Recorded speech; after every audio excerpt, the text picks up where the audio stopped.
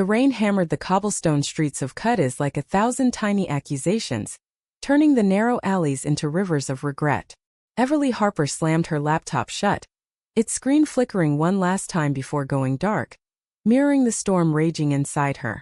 "Not now," she whispered to the empty air of her rented apartment.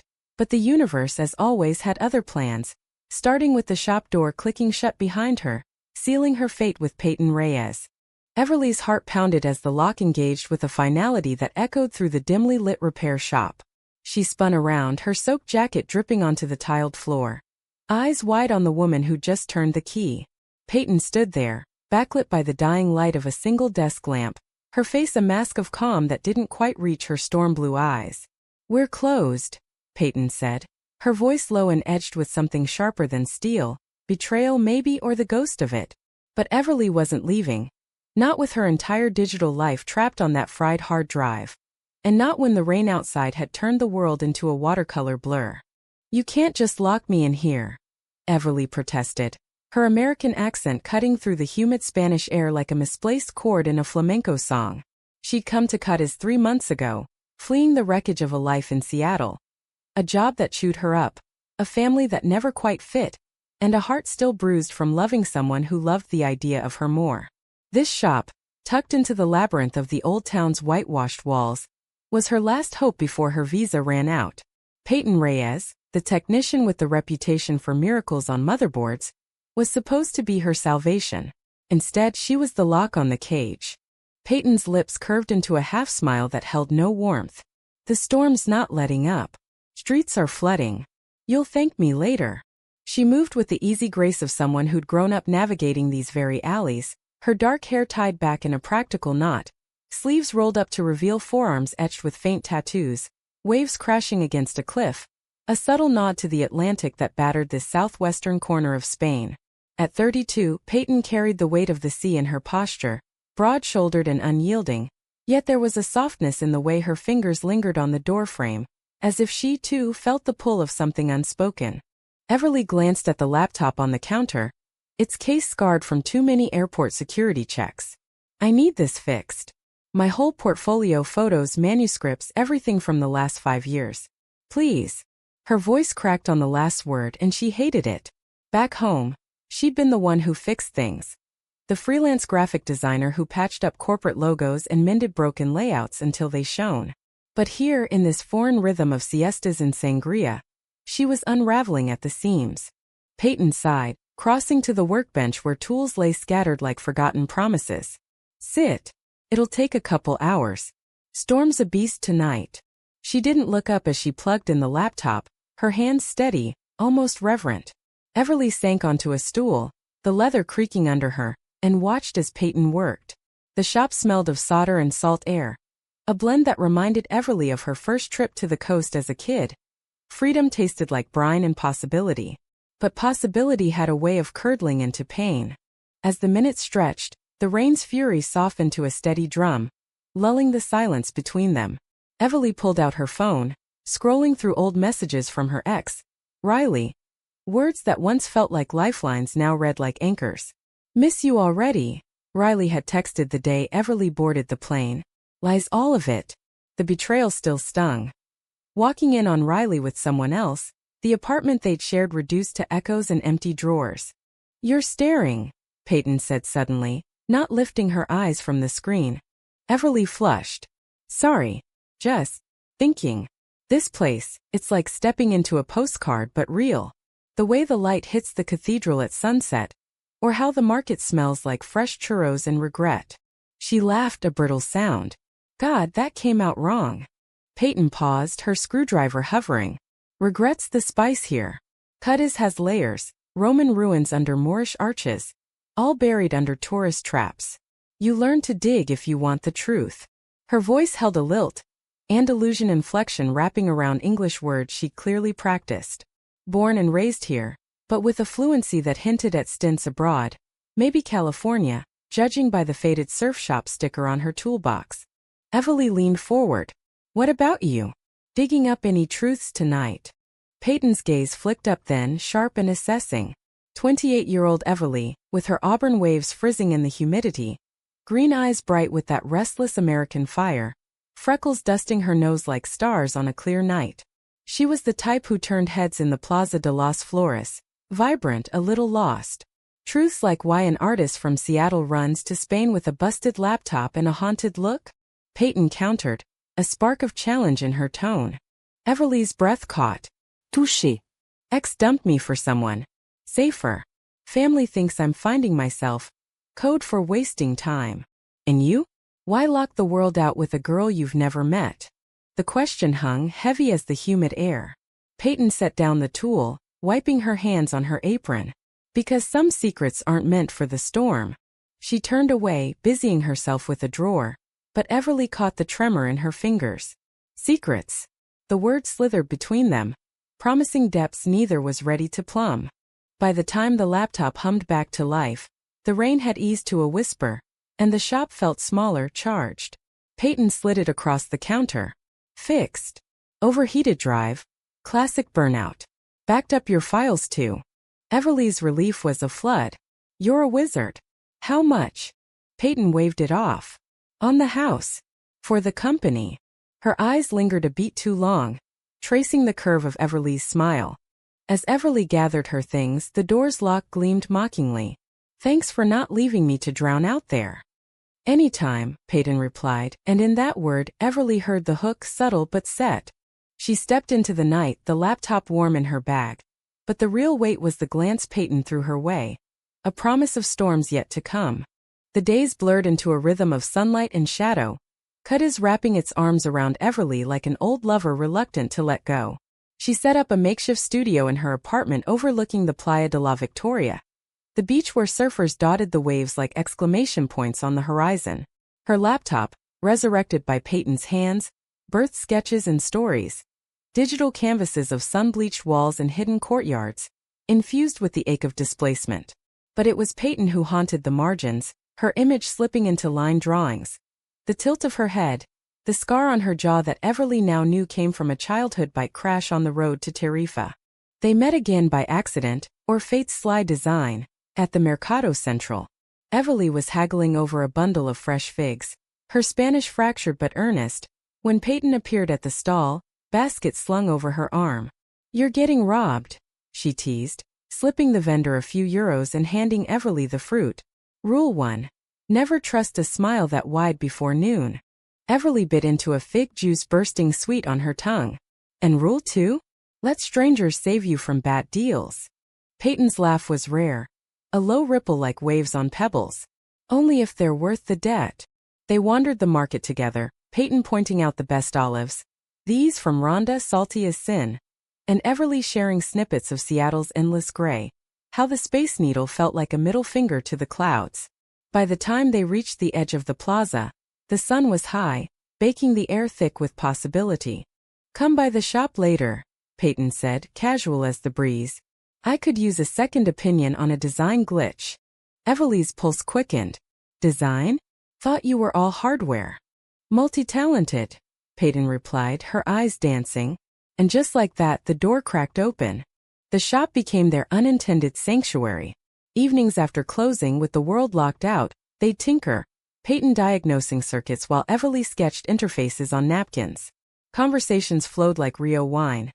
Peyton's tales of apprenticing under her father, a grizzled mechanic who'd taught her to listen to the hum of the machine, like it's whispering its sins.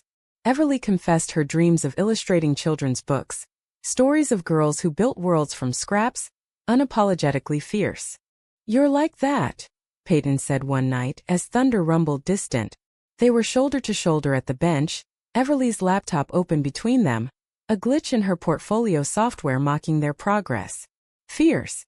Building from the broken bits. Everly's cheeks warmed. Flattery from a tech goddess? Dangerous. Peyton's hand brushed hers. Accidental electric. Time stuttered. In that touch, Everly saw the layers peel back. Peyton's guarded smiles hiding nights spent staring at the sea, wondering if she could outrun her own tide. But Cudis wasn't built for secrets to stay buried. Whispers reached Everly first, from the barista at Café Central who eyed her with pity-laced curiosity. Peyton's got ghosts, chica. That ex of hers, Isabella, left scars deeper than the bay. Everly brushed it off, but the seed took root. The first real fracture came on a sweltering Friday, the air heavy with the scent of jasmine from the gardens. Everly arrived at the shop unannounced, a bottle of manzanilla in hand, her latest sketches tucked under her arm. The door was ajar, voices spilling out. Peyton's strained and another, smooth as silk but laced with venom. "You think you can just vanish, Peyton? After everything?" The woman, Isabella, Everly knew instantly from the photos Peyton had let slip in conversation, stood in the doorway, her lithe frame clad in a flowing sundress, dark curls cascading like a challenge. Mid-30s, poised, with eyes that could cut glass. Peyton faced her, arms crossed, the workbench a barrier. "We ended it 2 years ago, I say. You made sure of that." Isabella laughed, sharp and hollow. "And it? You ran. Hid here in your little cave, fixing toys for tourists. But I know you, Carino. That fire doesn't die, it simmers." Everly froze in the shadows, heart hammering. She should leave, but her feet betrayed her. Rooted like the ancient ficus trees in the Alameda Apodaca. Isabella stepped closer, her hand reaching for Peyton's cheek. "Come back to Madrid. We were good once. Before you decided to play the lone wolf." Peyton's flinch was visceral, her voice dropping to a whisper. "Good? You called me your phase, I say. Said it was fun, but marriage, that was for the family portrait. Not us." The air thickened, charged with the unsaid. Isabella's eyes narrowed. "And this?" She gestured vaguely, as if sensing Everly's presence. "Another distraction? How many before you admit you're broken?" Peyton shoved her hand away. "Get out. Now." Isabella lingered, her gaze raking Peyton like she owned the rights. Then, with a final poisonous smile, she swept out, brushing past Everly without a glance, the scent of expensive perfume trailing like smoke. The silence that followed was a chasm. Peyton turned, spotting Everly, her face crumpling. "You heard." Everly stepped in, bottle clutched like a shield. "Enough to know she doesn't deserve the air you breathe." Peyton's laugh was bitter. Easy to say when your heart's not the one she carved up. She sank onto the stool, head in hands. Isabella was everything. Artist, whirlwind. We met at a gallery in Seville, me fresh from a bad breakup, her promising the world. Lived like queens for a year. Then her family found out.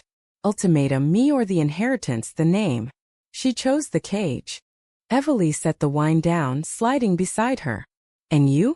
"Chose freedom." "Chose survival." Peyton's voice cracked. "But freedom's just another word for alone." In that moment, the shop's walls seemed to lean in, holding their breath. Everly reached out, tentative, her fingers tracing Peyton's knuckles. Not anymore. The kiss was inevitable, a spark to dry tinder. Soft at first, tentative, Peyton's lips tasting of salt and unspoken fears, then deepening a reclamation. Hands tangled in hair, breaths mingling. The world narrowing to the workbench's edge. It wasn't passion's blaze but something quieter, profound. Two souls recognizing their mirror in the fracture. When they pulled apart, foreheads pressed, Everly whispered, "Stay with me tonight. No lax, no storms." Peyton nodded, eyes shining. "Okay." They left the shop arm in arm, the night air cool against flushed skin, Cuttis lanterns guiding them like fireflies toward something fragile and true. But fragility has a way of shattering. Weeks wove into a tapestry of stolen moments, the kind that felt eternal until dawn's light exposed the threads. Everly's apartment became their haven, its balcony overlooking the bay where fishing boats bobbed like secrets on the water. Morning started with café con leche and quiet confessions, Peyton admitting her fear of the open sea, how it mirrored the vastness of loss. Everly revealing the letters from her mother, laced with "When are you coming home?" That really meant, "When will you be normal?" "You're not broken," Peyton murmured one dawn, tracing the freckles on Everly's shoulder as sunlight gilded the room. "You're a mosaic. All the pieces fit, even the sharp ones." Everly turned, kissing the scar on Peyton's jaw. "And you? The waves in your ink, they crash, but they carve beauty from stone." Their love unfolded like the city's hidden patios. Lush, unexpected, blooming in alcoves away from prying eyes. They danced at underground flamenco bars, Peyton's hips swaying with Andalusian fire, Everly's laughter cutting through the guitar's wail. Picnics on the beach where Peyton taught her to skip stones, aim for the heart of the wave. and Everly read aloud from her manuscript, a tale of two women chasing horizons. Yet shadows lingered. Isabella's ghost manifested in missed calls on Peyton's phone. Voicemails deleted but not forgotten. She's persistent, Peyton explained one evening, as they strolled the Paseo Maritimo, the Atlantic whispering at their feet. Thinks she can rewrite the ending. Everly squeezed her hand. Let her. Our story's just beginning. But stories like storms build unseen. The conflict crested on a night thick with the scent of impending rain, the kind that soaks to the bone. Everly had a breakthrough. A publisher in Barcelona expressing interest in her illustrations, contingent on a portfolio overhaul. Elated, she raced to the shop, sketches in hand, only to find it dark, the Cerrado sign swaying like a warning. Panic flickered, but Peyton's text came. Meet me at the lighthouse. Urgent. The Faro de San Sebastián loomed on the peninsula's edge, its beams slicing the dusk like a scalpel. Everly arrived breathless, hair whipped by the wind, to find Peyton pacing the base, phone clutched white-knuckled. What's wrong? Everly called, but Peyton thrust the device at her. Read it. The message was from an unknown number, but the words were Isabella's venom. Tell your little American pet the truth, Peyton. Or I will. We both know what happened that night in Madrid. Everly's stomach dropped. What night? Peyton's face was ash. It's nothing. Lies to hurt us. But the seed of doubt had sprouted thorns. They drove back in silence, the radio's flamenco crooning betrayal's ballad. At the apartment, words erupted like the storm finally breaking. Tell me, Everly demanded, rain lashing the windows. No more locks. Peyton collapsed onto the couch, head bowed. 2 years ago, after Isabella left, I spiraled, drank too much, picked fights with the sea. One night in Madrid at a club, her club, I confronted her. Got ugly. Words, not fists. She accused me of stalking, got a restraining order. It tanked my freelance gigs. I fled back here, buried it all. Everly paced, heart a war drum. And you didn't think to mention the woman who's stalking you now? Who knows enough to threaten this? She gestured between them, fragile as sea glass. I was protecting us. Peyton shot up, eyes fierce. You with your fresh start. I didn't want my mess dragging you under. Protecting? Or hiding? Everly's voice rose, echoing the thunder. I came here running from my own lies, Peyton. Riley swore it was a mistake, but it was a choice. I chose to believe because it was easier than the truth. Don't make me do that again. Peyton's tears came then, hot and unbidden. I love you, Ever. That's the truth. Isabella's poison. She twists everything. That night I begged her to choose us. She laughed. Said I was the mistake. The room spun. Everly knelt, cupping Peyton's face. Then choose us now. Fight with me, not against. They clung through the night, bodies entwined against the gale, whispers weaving promises. Dawn brought fragile peace, the bay a mirror of calm after chaos. Everly's sketches evolved, darker now, figures reaching across chasms, hands clasped in defiance. But betrayal, once invited, rarely knocks politely. It arrived via email, innocuous in Everly's inbox amid publisher notes. An attachment from Isabella, time-stamped Madrid. For the full picture, the note read. Everly clicked, breath held. Photos spilled out. Peyton, wild-eyed in a club, arguing with Isabella. Court documents, the restraining order stark in black and white. Then worse, a grainy shot of Peyton outside Isabella's apartment, months after, face shadowed but unmistakable. The final file. A voice recording. Isabella's voice, smooth. Peyton showed up last week, Ev. Drunk, desperate. Said she'd burn it all down if I didn't take her back. Your fresh start? Built on obsession. Everly's world tilted. Lies? Or the lock Peyton had never fully turned. She confronted her that evening at the shop, printouts trembling in her hands. Explain this. Peyton's color drained. It's not God, Ev. I went once after a bad night. To end it, bed closure. She recorded it, twisted it. And the order? You never said it was dismissed. Everly's voice broke. How many times did you go back? Twice. Swear it. To heal, not haunt. Peyton reached, but Everly recoiled. Heal by stalking your ex? While I'm pouring my soul into us. Tears streamed. I thought we were building, not burying. Peyton crumpled. I buried it because it buries me. The shame loving someone who saw me as a detour. But you're the horizon I never reached for. Everly backed toward the door. Maybe horizons are meant to stay distant. The lock clicked behind her, an echo of their beginning now and end. She fled into the rain-slick streets, heart shattering on the stones. The aftermath was a fog. Cuttis' vibrant pulse reduced to a dull throb.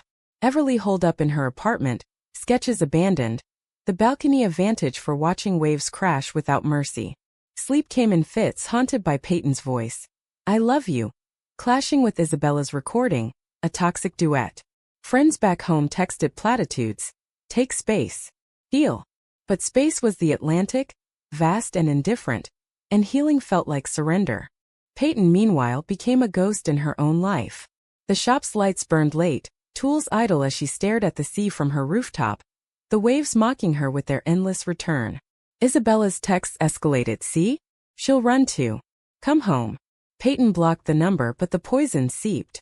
She walked the beaches at dawn collecting shells, fragile curves that echoed Everly's freckles, only to crush them in her fist. A week in, the publisher's email arrived. Portfolio stunning. Contract attached. Elation warred with emptiness. Everly printed it, the paper crisp as hope, and wandered to the market, figs forgotten. There amid the bustle she spotted Peyton. Basket overflowing, eyes hollowed by shadows. Their gazes locked across the stalls, a current pulling taut. Peyton approached, tentative. Congrats. I heard. Everly's throat tightened. How? Small town. Whispers travel. Peyton's voice was raw, stripped. I'm glad. You deserve the stars. And you? Deserve to rot in your secrets. The words escaped barbed. Peyton flinched but held ground. Fair. I fucked up. Hid the ugly to keep the beautiful. She pulled a small box from her pocket, shells polished, strung on leather. For your desk. Reminders that breaks can be mended. Everly took it, fingers brushing, spark lingering. Mended how? Trust's not a circuit you solder. No, Peyton agreed. It's a choice. Daily. I choose truth now. Filed a report on Isabella. Harassment. It's done. The admission hung, a bridge half built. Everly searched her face, the blue eyes steady, scar silver in the sun. Why tell me?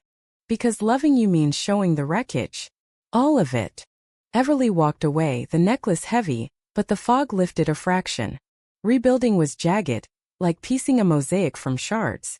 They started slow, coffee at neutral ground, the Café de las Flores, where geraniums bloomed riotous. Conversation skirted the chasm at first. Work, weather, the upcoming Feria del Caballo. Then deeper, Peyton's childhood. Father gone too soon. Mother remarried to a man who tolerated but never embraced her. I learned early. Love's conditional, she said, stirring her espresso. Everly nodded. Mine too. Mom's church friends whispered about that phase, when they caught me with a girl in high school. Dad just looked away. Shared scars bonded them, tentative threads. One evening, as the sun dipped blood orange, Peyton invited her to the shop. Not for work, but a surprise. Inside, the workbench was cleared, fairy lights strung like constellations. A laptop glowed, running a slideshow. Everly's sketches animated subtly, figures dancing, horizons merging. You did this. Everly breathed. Us. Your art, my code. Peyton's smile was shy. A portfolio polish. For the contract. Tears pricked. Everly pulled her close, the kiss a question answered. Yes, still here. They made love that night on the shop floor, slow and sacred, bodies mapping forgiveness in whispers and sighs. No rush, no conquest, just presence, the humanistic pulse of two hearts sinking. But climax loomed, betrayal's shadow lengthening. Isabella, undeterred, escalated. A package arrived at the shop. Photos more damning. Peyton outside the apartment after the order's dismissal, time-stamped with notes. Obsessive. Dangerous. Accompanying letter. Police will love this. Unless you convince your lover she's the fool. Peyton burned it, but embers spread. Whispers in the market turned to stares. A client canceled, citing unreliable. Everly felt it too.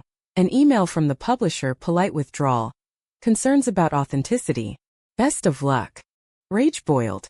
They confronted Isabella together, driving the hairpin turns to Madrid under a sky-bruised purple. The city sprawled indifferent as they stormed her gallery, white walls mocking with abstract swirls. Isabella turned poised as ever. Peyton. And the pet. Charming. Enough, Peyton snarled. Your game's end. Harassment charges filed. Cease or court. Isabella's laugh chilled. Court? With this.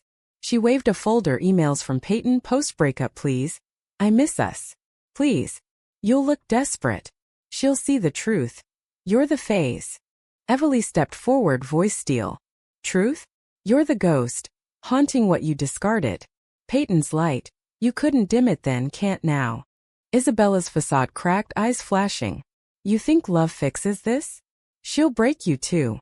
No, Everly said, hand in Peyton's. We break together. And rebuild. They left, folder untouched, Peyton's choice, her past claimed, not weaponized. The drive back was cathartic, Madrid shrinking in the rearview, Cadiz calling like home. But the true storm hit upon return. Peyton's mother alerted by town gossip waiting at the shop. Rosa Reyes, silver-streaked and stern. Eyes like her daughter's but hardened by decades. You're dragging this family into scandal again? Rosa hissed, photos clutched. Isabella called. Said you're unstable. End it, Peyton. For once. Peyton stood tall. No, mama. This is me loving who I love. No more hiding. Rosa's slap echoed sharp as glass. Then you're dead to me. The door slammed, final as a verdict. Peyton sank, sobbing, Everly holding her through the quake. She'll come around, Everly soothed, though doubt gnawed. In the wreckage their bond deepened, raw, resilient. Peyton's vulnerability cracked open fully. Nights of panic, the sea's call to swallow her whole. Everly countered with her own tempests, the manuscript now a chronicle of their war. Waves and wreckage, heroines forging from fracture. Cadiz, witness to empire's fall, cradled their rise. Autumn crept in on salt winds, turning the bay's blue to sapphire edged with silver. Leaves from the imported sycamores in the Genoves park swirled like confetti at a funeral marking time's inexorable march. Everly's contract revived after a heartfelt follow-up. Authenticity is our edge, she'd written, demanded deadlines, pulling her into late nights at the desk, laptop whirring like a confidant. Peyton meanwhile fortified the shop. New security cams, a sign reading no drama, just repairs. But drama like the tide rose unbidden. Rosa's silence was a wound that festered. Peyton masked it with work, but Everly saw the toll. The way her laughter rang hollow, her gaze drifting to the sea as if seeking absolution in its depths. Give her time, Everly urged during their ritual walks along the Marala. The old city walls where cannons once guarded against invaders. Hearts change slower than stone. Peyton squeezed her hand. Some stones are granite. Yet glimmers pierced. A tentative text from Rosa heard about the charges. Good. No apology but a crack. Peyton clung to it like driftwood. Their love, tempered by fire, burned steadier. Weekends became rituals. Drives to the white villages of the Pueblos Blancos, where Ronda's gorge yawned like a dare. They picnicked on the edge, legs dangling, Everly sketching the bridge's arc while Peyton recounted legends. Lovers leaping for forbidden unions, ghosts in the mist. You're my legend, Peyton whispered once as eagles wheeled overhead. The one worth the fall. Everly's heart swelled. And you're my bridge.